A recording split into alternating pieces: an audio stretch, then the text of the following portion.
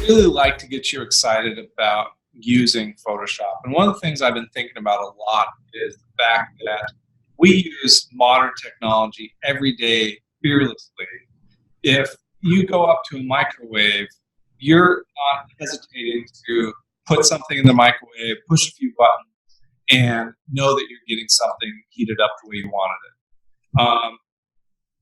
I think Photoshop can be as user-friendly as an Instapot, a crock pot, or a microwave. What's important is for knowing what you want to accomplish and to develop the tools that allow you to do it. And so what I want to present to you now is, I might trademark this as the Instapot, is Photoshop for cooking well. And what I mean by this is something really special here, in that Photoshop has a zillion ways to do everything.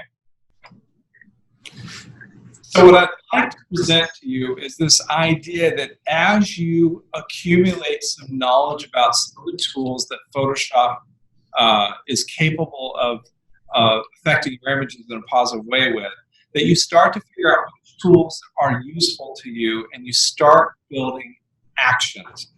And what I am trying to present is this idea of how can I make Photoshop efficient to use, make it almost as simple as a microwave. And I'm going to show you a particular way I think we can do this. I'm going to pull up my actions palette. And what the action palette allows me to do is allows me to store recipes, so to speak, of ways that I do things. And so I've got a set of actions. I'm just going to load some actions in here. And I will click over here to load actions. And I will go to my documents where I downloaded these. These are already in our class, so you will have access to these. And I'm going to load these 3 actions real quick. And what I'm going to do is go into button mode.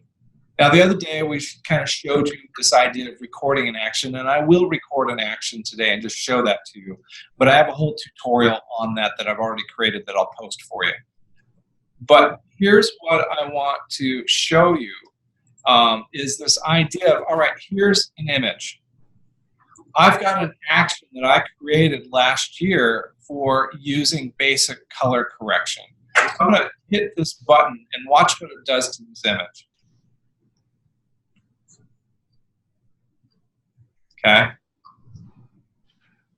Now, let's look at what I've done. I've got a non-destructive editing here. I've got my original image, and I've got my after image. What can you tell me is different about it? It's not as washed out, right? And here's a very common photographic situation. I'm making a candid photo of my son. This happens to be my son's last high school baseball game. And you know, I was so proud of him. He actually hadn't played baseball in like 4 years and walked on and made the varsity team his senior year of high school. And that's something that was really special for me because I coached his little league, and it's just, baseball is very special.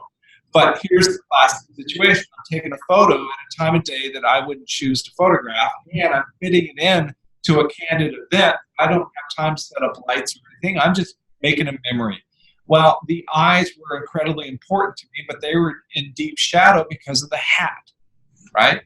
And so I had some limited opportunities there. So I end up exposing somewhere in the middle, and I end up with blown out highlights on the white uniform. What I have done is I have created an action that has, first of all, a color correction and contrast correction using curves. And it has a highlight luminosity mask that is actually, if I look at this, is pulling highlights down, okay? And I'm not going to do too much of that. But it's also using a layer mask that is based upon the original image below it, so that the highlights are being brought down because the mask is white where the jersey is. but it's dark where his eyes is. So it's not going to darken his eyes, it's only going to darken the highlights in there. And so I've got a black and white adjustment layer. Watch this. The black and white, this is why I was so excited about doing monochrome first, is to make our color photographs better, we actually use a black and white layer and change the blend mode to luminosity so that we can control the relationship of colors. Look how I'm able to bring in the grass through luminosity. In fact, I could bring it even darker if I wanted to. Okay. So I've got this black and white color mapping to separate those color values a little bit more effectively.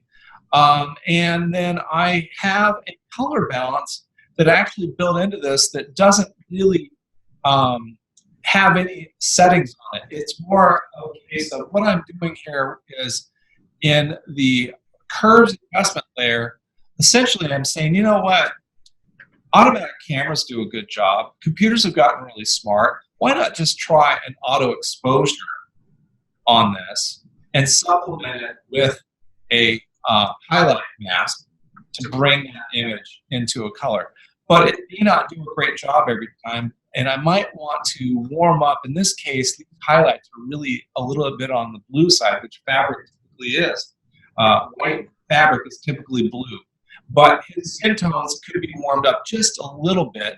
And so I could just do a subtle adjustment to warm up those midtones. And look how it brightened up the grass as well. Green grass has a lot of yellow in it, particularly in spring. So there's before. See, it has a kind of a blue magenta cast. And now I've warmed it up just a little bit. And so what I'm using is a color balance feature to just do subtle differences, because the human eye is great at picking out subtlety. It's not great at overall adjustments. It's really good at subtle adjustments. And so I built an action that allows me to very quickly, with one click of a button, do a lot of my basic tasks for me. Now, I want you to imagine what this means for you. If you were to work on this manually from scratch, you would be first, let's turn this on, you'd be coming in here and you'd have to remember, okay, layer, new adjustment layer, where's my curves, there's my curves, okay. And then I might be tempted to start tweaking my red, green, and blue, or if I was a little smart about it, I would take my white eyedropper tool and try to white balance on the white. That's a disaster. I want to come in here. That's a disaster. That's a no-go, right? So I'm going to stop that. But let's just, we'll be a little more realistic. But I'd have to come in here, curves. Okay, at a bare minimum, I would need to know to use the gray eyedropper and find a value in here that I can color correct to. And you go, ooh, that's a little too much. So now I can either come in and play with the blue channel and bring that up a little bit. I've got to have a lot more finesse expertise. On top of that, I need to come in and do my black and white mask. And remember where my black and white adjustment layer is. And maybe do some additional adjustments. Change my blend mode. And remember that luminosity is way down on the bottom.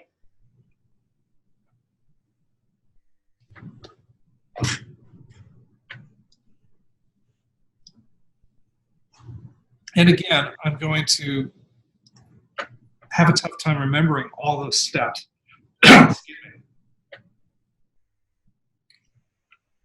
And I think this is where people get frustrated with Photoshop, because when they're doing it manually and having to do every little step themselves every time, you have to be incredibly fluent. And it's not that I'm discouraging from the idea of becoming fluent. I'm telling you that it takes a few years to be fluent in Photoshop. And therefore, when you're faced with 1 or 2 quarters in class, 11 weeks to learn Photoshop, that's a huge mountain climb. And so what I'm trying to encourage is this idea that we can teach you the technology of how to use it. And as we do it, we can build some actions that represent our memory of where all those things are that we are forever losing track of. Right? Does that make sense? Okay. And so I have, a skin retouching action here. And I forgot to do something. Yeah, forget that. I got to go back and reset that. So I got to remember my actions here. Let's go back to my skin texture. And let's go back to my history. And go back to...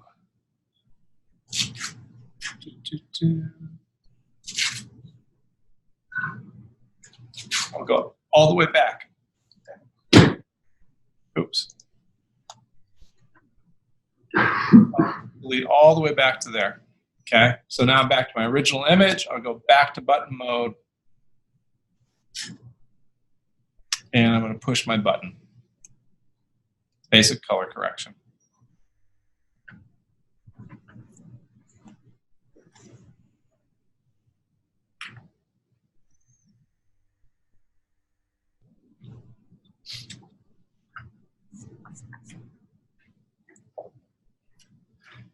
Now I can look at it and say, all right, how was it? Could I make it a little better? So I can maybe come into my black and white and get, you know what, I want to bring that green out just a little bit darker.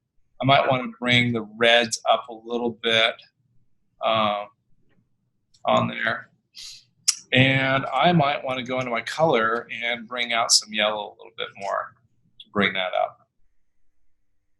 And I might even say, you know what, this red is going a little too oversaturated. And so I might actually do a hue saturation, another adjustment real quick, but that's just one thing to remember instead of like 14. And so I can pull my reds saturation down a little bit, and I could go back to my black and white and pull my reds darker a little bit.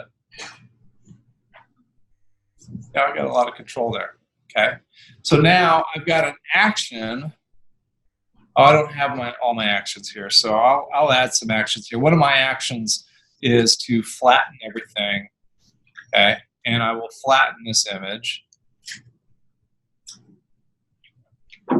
Actually, it's not to flatten. It's to copy merge. I have an action, so let's go ahead and build that action. I'm going to build that right now. So I'm going to turn off. I'm going to go to New Action, and I'm going to call this Copy Merge Layer. Okay. Now I'm going to select all, and I'll just go ahead and make sure I do it so that it records it correctly. I'm going to go Copy Merge, and I'm going to go Paste. But I make sure I'm at the very top layer.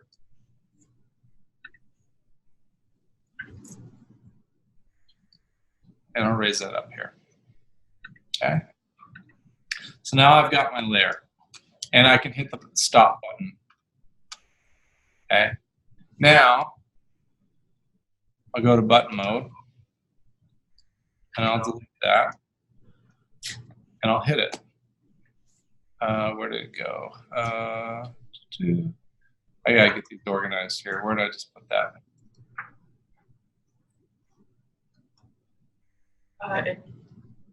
Towards the bottom, I think. Yeah. Oh, there it is right there. So I'll hit that and run it.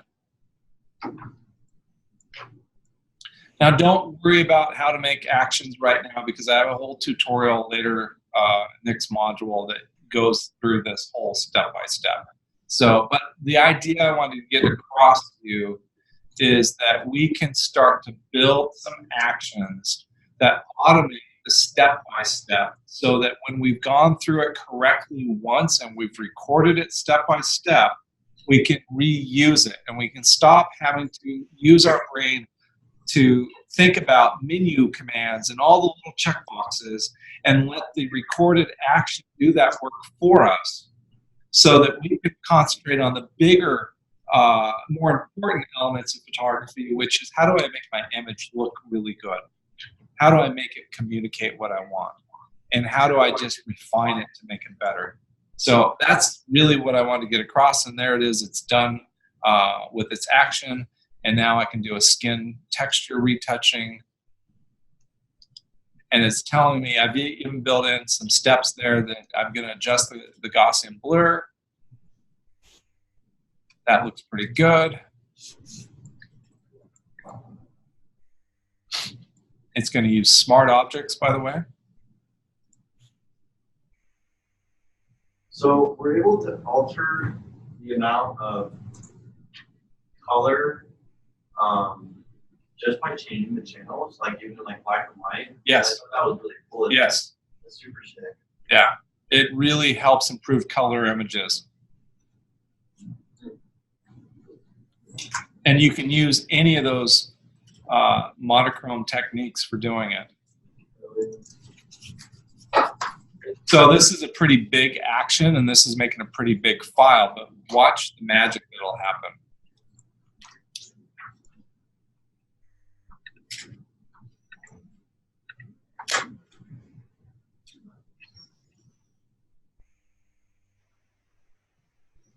Come on.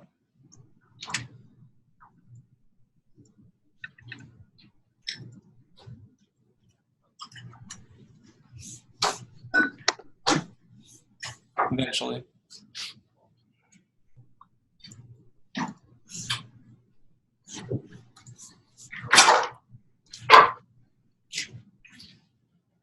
This computer's pretty slow that I'm working with, but it may also be because I'm recording a video, because I do this all the time at home and it's pretty fast.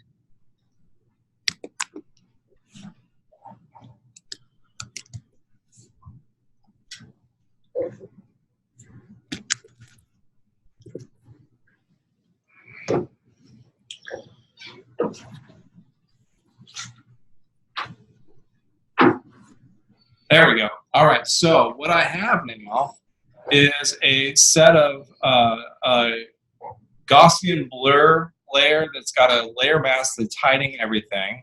And I've got a smart layer that's going to create a skin texture. And watch this. I'm going to zoom in here. I'm going to get a small, soft brush, and I'm going to paint white.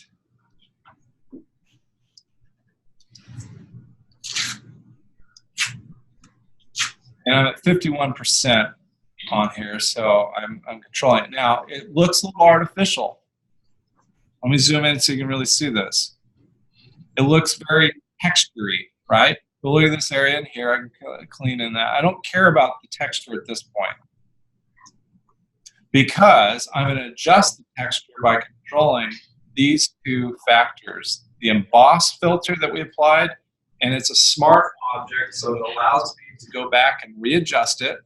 And I'm going to change both the height to make it not as raised a texture, and I'm going to change the light direction to match the direction of sunlight in the image.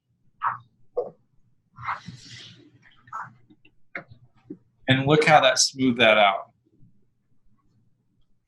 So now I can go back to painting. I want to keep those shadow areas that define it, but I can just really smooth out this face in a short amount of time. Take a look at this. I'm going to group these. I'm going to show you a real quick technique to see before and after when you've got the complex thing. Is I'm going to go to layer and group layers, and I can just call this the skin retouch layer, and watch the before and after. There's before, there's after. How amazing is that? Okay. Now, that is a very complex technique that I made into a button that allows me to do this work very, very quickly. Okay, and I'm not taking it as far as I would on this in terms of, I'm not taking the time to go up in the shadow and smooth out that skin there. But it's really, it's a great example of how I'm able to incorporate buttons and actions to take complex recipes, if you will, for certain techniques. And all I need to know is I need to know how to smooth out skin texture. I need to know how to make a texture layer that is based upon the colors of the skin underneath so that it's believable. And then this is maybe a little flat, so I can always bring in a little clarity, punch up the contrast, get that three-dimensional quality back into it. So the idea that I'm trying to leave you with today as we move forward is to start building some actions for the things that you use over and over again, because Photoshop can be incredibly frustrating if you miss one checkbox, if you miss one tool palette setting. You can mess it up very, very quickly.